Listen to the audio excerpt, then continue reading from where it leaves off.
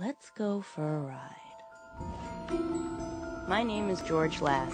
I'm 18 years old and I'm down there, somewhere. I'm gonna tell you a story. Not my story, that's later.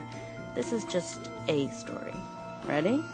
Once upon a time, or more specifically at the dawn of time, God, lowercase g, was getting busy with creation, as the kids these days are saying.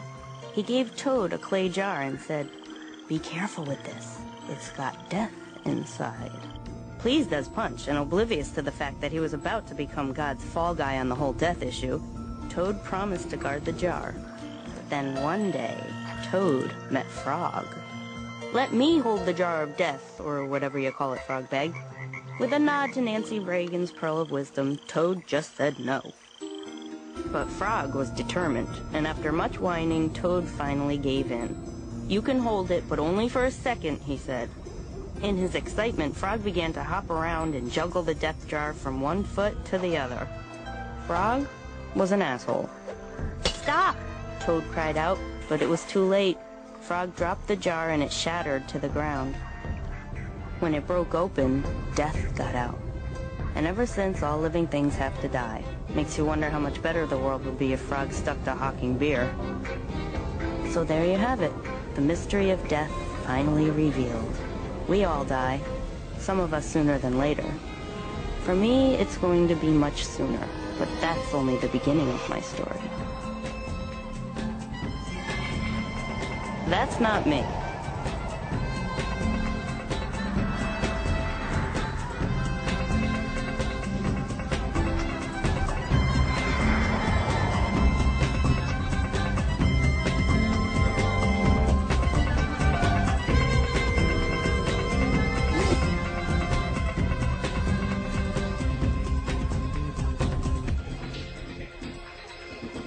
That's me. I'd say I'm sorry to disappoint you, but I'm not. I excel at not giving a shit. Experience has taught me that interest begets expectation, and expectation begets disappointment, so the key to avoiding disappointment is to avoid interest. A equals B equals C equals A, or whatever. I also don't have a lot of interest in being a good person or a bad person. From what I can tell, either way, you're screwed. Bad people are punished by society's law. Drop your weapon, put your hands in the air! And good people... Who's a pretty cutie? You are. Come on, sweetheart. are punished by Murphy's Law. So you see my dilemma.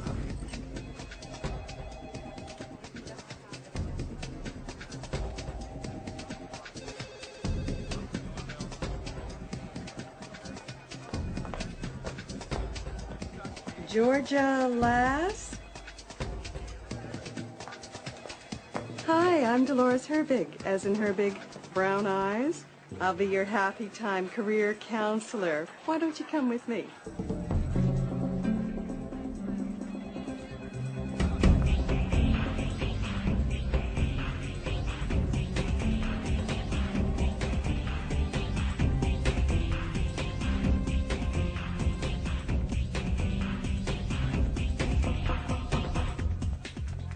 Some college, huh? Didn't finish? Some seemed like enough. I see you have management experience in the food service industry. Big Mamito with a cherry Pepsi and an order of Mexi Tots. Yeah. Do you ever wake up in the morning and realize your life is meaningless? What? Are you familiar with the Microsoft Office suite? Word? Access? PowerPoint? I know Lotus. We use Excel now, dear. You might think about taking some tutorials.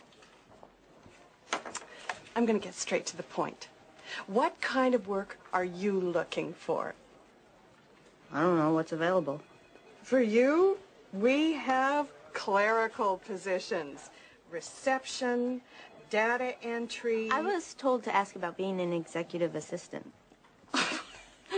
Well, you can ask. To be absolutely honest, with your rather limited experience and education, you're better off sticking to redundant duties. How do you feel about filing?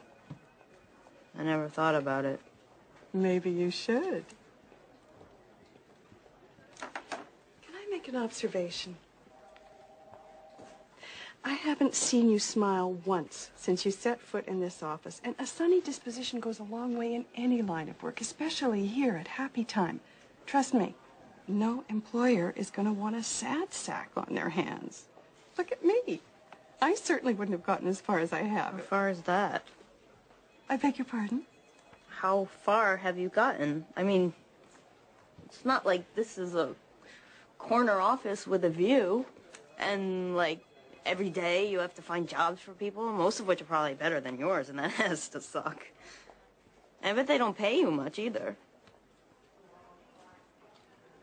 Just making an observation.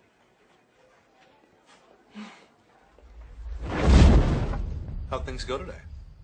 Okay. Just okay? Yeah, just okay. She's bitter because they told her she wasn't qualified to get a decent job. Oh, sweetie, I'm sorry. Want to know what I think? Here we go. You should never have dropped out of college. And I still don't understand why you couldn't at least finish the semester. What happened to you, Georgia? You used to have friends. You used to be so smart. It's like you just gave up. Well, I hate to say I told you so. You love to say I told you so. Sweetie, don't talk that way to your mother. You know it only aggravates her. Oh, thank you, honey. That's so helpful. Meet the family. Joy, age 41, is a Virgo. She's a career secretary and enjoys ice skating and John Grisham novels. She's pathologically afraid of balloons and hates the word moist. She thinks it's pornographic. Clancy, age 43, is a Cancer. He's a tenured professor of English at UW and is, I'm told, very well respected. He's having an affair with one of his graduate students. And that's Reggie. She's 10. She's not really invisible, but as far as I'm concerned, she may as well be. This is delicious. And moist.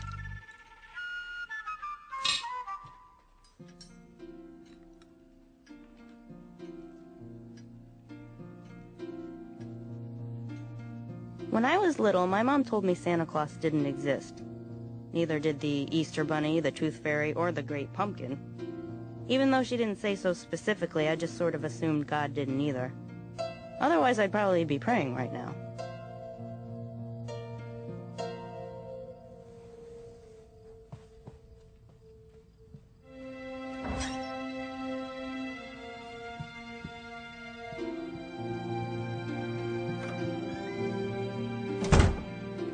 I'd pray for world peace, etc., and maybe even for a little guidance. I mean, do you know what it's like to be cusping on adulthood and not know who you are, what you want to be, or even if you want to be? It's 10 shades of suck is what it is. Get up! Mom, That woman from the temp agency called. She's got a job for you. what kind of job? Beggars can't be choosers. I don't feel good. Too bad. I think I have a temperature. Oh, damn it. Georgia, you are not 6 years old. 18 years of coddling is enough for you, young lady. If you think you're going to spend the rest of your life suckling at my retirement fund, you've got another thing coming. You will get out of bed, and you will go to work. You will collect a paycheck, and you will move out of this house. Understood? Get dressed. Those are funeral clothes. There's going to be a funeral if you don't get your ass out of bed. Those are the last words my mother will ever say to me. Now move it. Boy, is she gonna be sorry. Who had the nerve to name you Joy?